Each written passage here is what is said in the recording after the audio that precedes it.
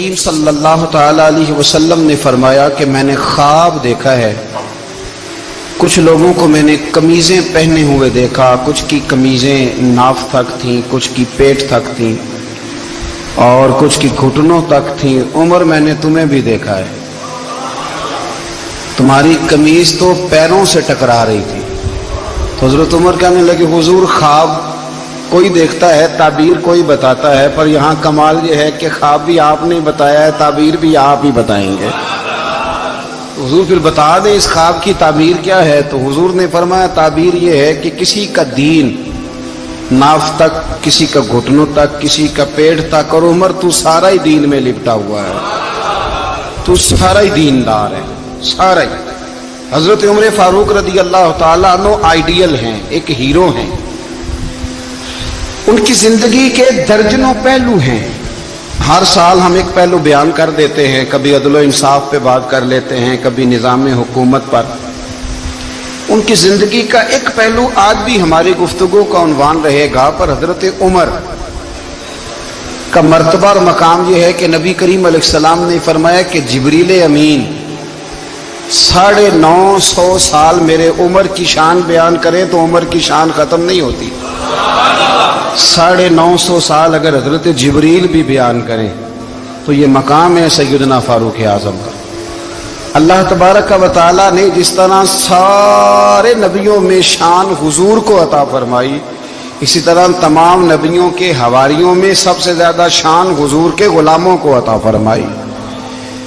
قرآن مجید میں اللہ کریم نے فرمایا یا ایھا الذین آمنوا قوا انفسکم واہلیکم نارا، فرمایا اے ایمان والو خود بھی جہنم کی آگ سے بچو اور اپنے گھر والوں کو بھی دوزخ کی آگ سے بچاؤ۔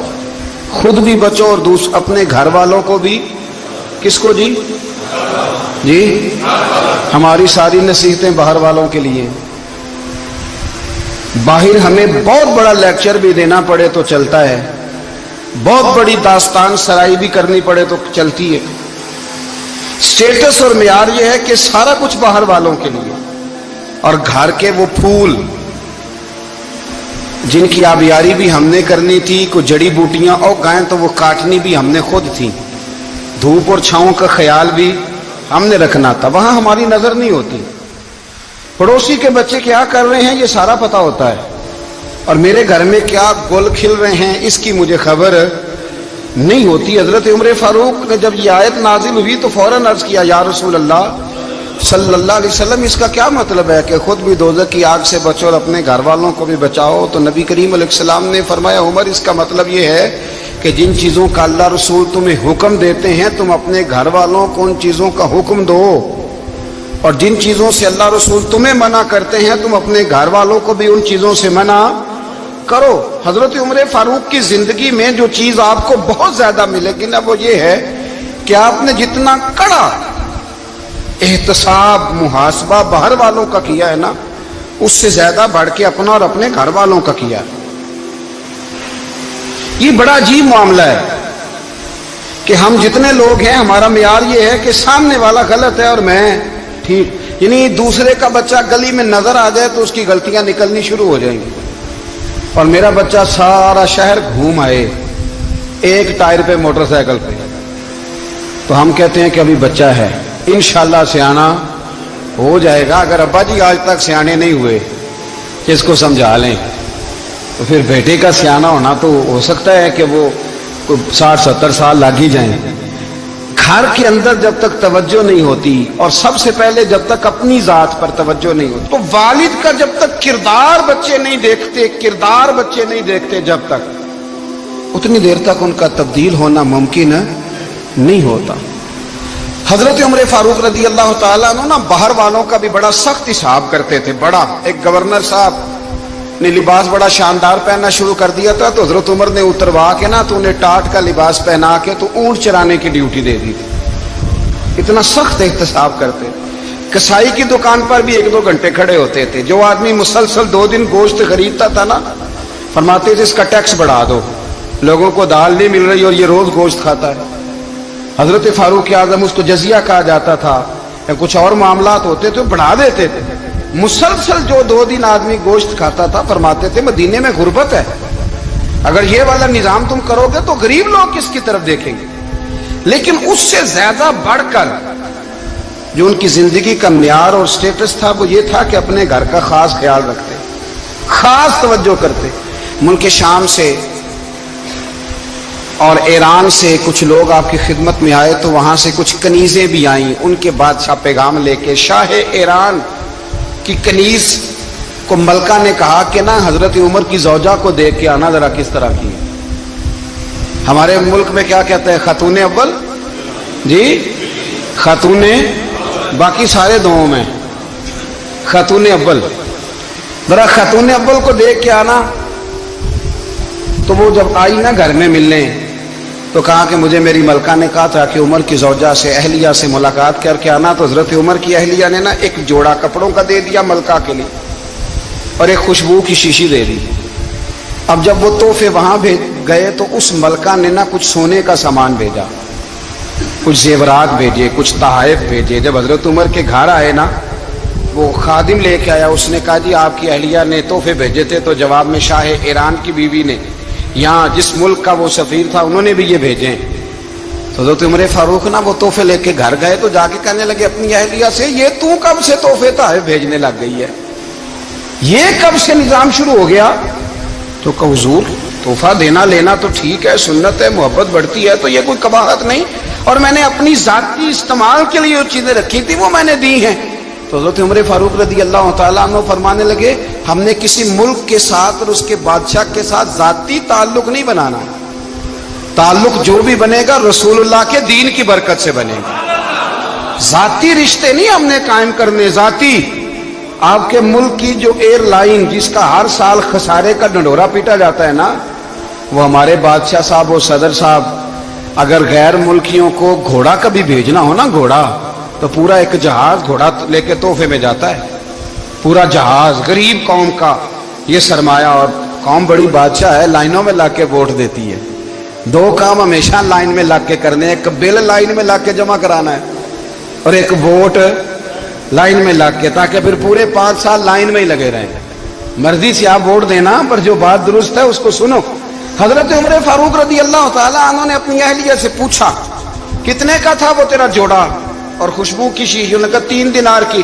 فرمایا یہ 3 دینار تیرے اور باقی جو تحفے آئے ہیں وہ تو خود کہہ، چونکہ اس نے تیرے نام بھیجے ہیں، تو کہہ کہ میں مال غنیمت میں دیتی ہوں، تو کہہ میں مسلمانوں کو کہہ۔ تو زوجہ ہنس پڑی، کہنے لگی میں نام بھی کہوں تو مجھے کہنا تو پڑے گا ہی، کہنا تو میں نے ہے ہی، کیونکہ سامنے عمر فاروق ہیں، لہذا فرمایا کہہ دیتی ہوں میں نے دیا خزانے کو۔ حضرت عمر نے جمع کرا لیا۔ میں یہ کیا بات ہوئی؟ میرے گھر والے جو مرضی کریں، ان کا معیار زندگی جس طرح کا مرضی ہو۔ اور حضرت عمر ایک جملہ کہا کرتے تھے، اللہ کرے کہ یہ باتیں اس دور حاضر میں ہماری سمجھ میں آئیں۔ حضرت عمر فاروق رضی اللہ تعالیٰ عنہ اپنے بچوں کو فرمایا کرتے تھے کہ بہت آدمی کو بھوک لگی ہو نا، اور پھر اس کی پسند کا کھانا پکا ہو تو اتنے شوق سے وہ اس کھانے کو دیکھتا ہے نا، فرمایا اس طرح پوری قوم اپنے بادشاہوں کے خاندان کو دیکھتی ہے، اس تیزی کے ساتھ دیکھتے ہیں کہ ان کے گھر میں کیا ہو رہا ہے، ان کا معیار زندگی کیا ہے، ان کا سٹیٹس کیا ہے۔ سیدنا فاروق اعظم رضی اللہ تعالیٰ عنہ نے اپنے گھر کے اندر اپنے بچوں، آپ کے بچے دونوں کاروبار کے لیے مصر گئے تو وہاں کے گورنر صاحب نے لوگوں سے، ایک بہت بڑا قافلہ گیا مدینے سے مصر تجارت کے لیے، جاتے ہیں نا آج بھی قافلے کئی ملکوں میں، تو یہ گئے تجارت کے لیے۔ تو حضرت عبداللہ ابن عمر اور حضرت عبید اللہ ابن عمر، حضرت عمر کے دونوں بیٹے گئے۔ جناب عمر فاروق کے بچے جب وہاں پہنچے تو مصر کے گورنر نے نا لوگوں کو تعارف کرایا کہ یہ عمر فاروق کے بیٹے ہیں، یہ حضرت یہ چودھری کے بیٹے کو کون بتاتا ہے کہ تو چودھری کا بیٹا ہے؟ باہر والے بتاتے ہیں، گھر والے جی۔ اور سیٹھ صاحب کے بیٹے کو کون بتاتا ہے کہ تو سیٹھ صاحب کا بیٹا ہے؟ اور مالک کو کون بتاتا ہے کہ تو مالک کا بیٹا ہے اور یہ کرایہ دار ہے؟ یہ کون بتاتا ہے؟ یہ سوچ ہم دیتے ہیں بچوں کو، چودھری اور کمی کی سوچ، امیر اور غریب کی سوچ، مالک اور کرایہ دار کی سوچ، گھر کے مالک کی اور کام کرنے والے کی سوچ، یہ ہم دیتے ہیں۔ یاد رکھنا یہ ہم دیتے ہیں، یہ ہمارا مزاج ہے، یہ باہر سے نہیں آتی۔ تو کوئی شہزادہ ہے، تو سیٹھ ہے، تو نواب ہے، یہ سوچ باہر سے نہیں آتی، یہ اماں سوچ دیتی ہے، اماں، یہ ابا سوچ دیتا ہے۔ اور پھر جب تباہی اترتی ہے تو اس کے ذمہ دار بھی باہر والے نہیں ہوتے، گھر والے ہوتے ہیں، گھر والے۔ ہمارے بچوں کی طبیعتوں پر زیادہ نقش باہر والوں کا نہیں ہوتا، گھر والوں کا ہوتا ہے، یاد رکھیے گا۔ حضرت عمر فاروق رضی اللہ، بچے ہیں، شہزادے ہیں، وہ کاروبار کرنے گئے اور وہاں لوگوں نے بتایا گورنر صاحب نے کہ یہ فاروق اعظم کے بچے امیر المومنین کے۔ لوگوں نے ان سے زیادہ مال خریدا، تجارت میں زیادہ نفع ہوا، ظاہر ہے کہ وہ آپ کے جو اللہ خیر کرے حکمران ہیں، ان کے کاروبار کتنے ملکوں میں ہیں، کس بنیاد پر ہیں؟ وہ صرف اس بنیاد پر کہ وہ حکمران رہے، ان کے لیے آسان تھا بڑے لوگوں سے تعلقات بنانا۔ حضرت عمر فاروق رضی اللہ تعالیٰ عنہ کے بچے ڈھیروں مال کما کے جب واپس آئے نا، تو حضرت عمر سے آ کے بچوں نے بطور محبت کا، ابا جی اللہ نے بڑا ہی فضل کیا ہے، بڑا مال کمایا الحمدللہ، یہ دیکھیں کتنا نوازا ہے۔ تو حضرت عمر کہنے لگے سارے قافلے نے اتنا ہی کمایا ہے؟ سارے قافلے نے اتنا ہی کمایا ہے؟ کہ حضور نہیں، سارے قافلے نے اتنا نہیں کمایا، سب کو اتنا نہیں ملا۔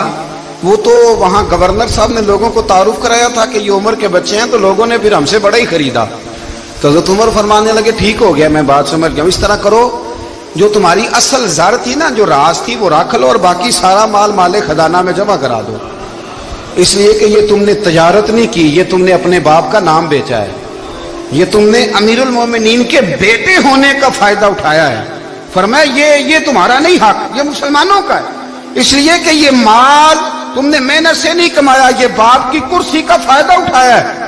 اور فرمایا اگر تم نے مال جمع نہ کرایا تو میں مال بھی لے لوں گا زبردستی اور کوڑے بھی ماروں گا، ڈبل سزا دوں گا، مرضی سے جمع کراؤ گے تو کوڑوں سے بچ جاؤ گے۔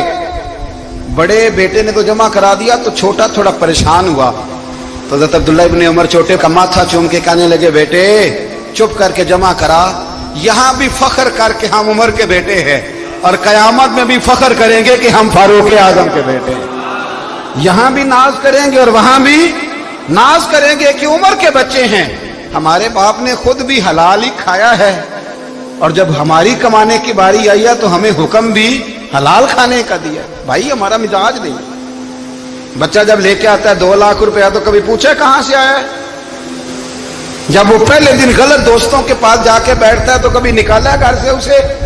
یہ بہت سارے خمیازے ہمیں اس لیے بھگتنے پڑتے ہیں کہ ہم ابتدا میں سوراخ بند نہیں کرتے، جب اس میں شگاف پڑ جاتا ہے، سیلاب آتا ہے تو ہمیں ہوش آتی ہے۔ حضرت عمر نے اپنے گھر میں نگرانی رکھی، کڑی نگرانی، زیادہ نماز گھر میں پڑھتے تھے حضرت عمر، نفلی نمازیں زیادہ کیوں بلا؟ بھائی یاد رکھیں کہ آپ نے اگر سجدہ کرنا ہے تو بچہ لیٹ جائے گا، وہ اسے پتا کوئی نہیں سجدہ کیا ہے، لیکن جب گھر میں کبھی قرآن ابا جی کھول لینا، جب ابا جی کا موڈ بن جائے نا لیکچر دینے کا، وہ گھر میں شروع ہو جاتے ہیں، کہتے ہیں آپ لوگ نماز نہیں پڑھتے اس لیے میرے کاروبار میں برکت کوئی نہیں، تم سویرے قرآن پاک نہیں کھولتے تو میں تباہ ہو گیا۔ تو میاں آپ نے کب گھر میں قرآن پاک کھولا تھا؟ آپ نے کب نماز پڑھی؟ آپ نے کب گھر کے اندر اللہ رسول کا ذکر کیا تھا؟ آپ نے کب حدیث چھیڑی؟ آپ نے بھی تو گھر کے اندر جب بھی آپ آئے ہیں تو آپ نے وہی کچھ کیا جو دنیا دار کرتے ہیں، آپ بھی تو اپنا موبائل لے کے الگ کونے میں بیٹھ گئے ہیں، آپ نے بھی تو کہا ہے کہ اب تمہارے چینل ختم، اب میری مرضی والا چلے گا۔ تو جو آپ نے کیا ہے بچے بھی وہی کام کریں گے، آپ نے بھی گپ شپ لگائی ہے تو وہ بھی لگا رہے ہیں۔ یہ سمجھ لیں جو کام آپ کریں گے آپ اپنے بچوں کی سیرت میں اس کا جلوہ دیکھ لیں گے۔ بڑی پکی سی بات ہے کہ آپ کو بچے کی عادتیں دیکھ کے سمجھ آ جائے گی کہ میں بھی یہی کرتا تھا اور یہ بھی۔ حضرت عمر فاروق رضی اللہ تعالیٰ عنہ وصال فرما گئے، تو آپ کے وصال کے بعد حضرت عثمان غنی رضی اللہ تعالیٰ عنہ نے آپ کی ایک بیوہ سے نکاح کیا، حضرت عمر کی ایک بیوہ سے۔ جب وہ آپ کے نکاح میں آئی تو کہنے لگی حضرت عثمان غنی سے کہ حضور نہ تو میں خوبصورت ہوں اور نہ میں جوان ہوں، نہ آپ کی کوئی خدمت کر سکتی ہوں، میرے ساتھ نکاح کرنا سمجھ میں نہیں آیا۔ کیا شاندار جواب دیا حضرت عثمان غنی نے، کیا خوبصورت جواب دیا۔ فرمانے لگے میں نے اس لیے نکاح نہیں کیا کہ مجھے تمہارے حسن سے دلچسپی تھی یا تمہاری خدمت کی ضرورت تھی، میں نے تو اس لیے نکاح کیا ہے کہ مجھے بتاؤ عمر فاروق گھر کے اندر اپنے رب کی عبادت کس طرح کرتے تھے۔ وہ قرآن پاک کس طرح پڑھتے تھے, وہ رویا کیسے کرتے تھے, استغفار کا طریقہ کیا, کس وقت کس انداز میں وہ اپنے رب کو یاد کرتے تھے. اس لیے کہ عمر کئی دفعہ گھر سے آتا تھا تو میں اس کے چہرے پر نور دیکھا کرتا تھا, میں روشنی دیکھتا تھا, ایک معیار دیکھتا تھا. نکاح اس لیے کیا ہے کہ مجھے عمر کی جو گھر کے اندر کی عبادت ہے اس سے آگاہ کرو, تاکہ عثمان غنی بھی چاہتے ہیں اس طرح کے عمل کرو جس طرح کہ عمر فاروق کر کے گئے. بھائی جب تک ہم اپنے گھر میں وہ توجہ نہیں دیں گے, وہ مزاج دیکھیں نا, ہمارے گھروں میں جب نقشہ پاس ہوتا ہے تو ٹی وی لان بھی اس میں ہوتا ہے, ڈرائنگ روم بھی ہوتا ہے, نماز کی جگہ بھی ہوتی ہے نقشے میں. صحابہ جب گھر بناتے تھے تو ایک مسجد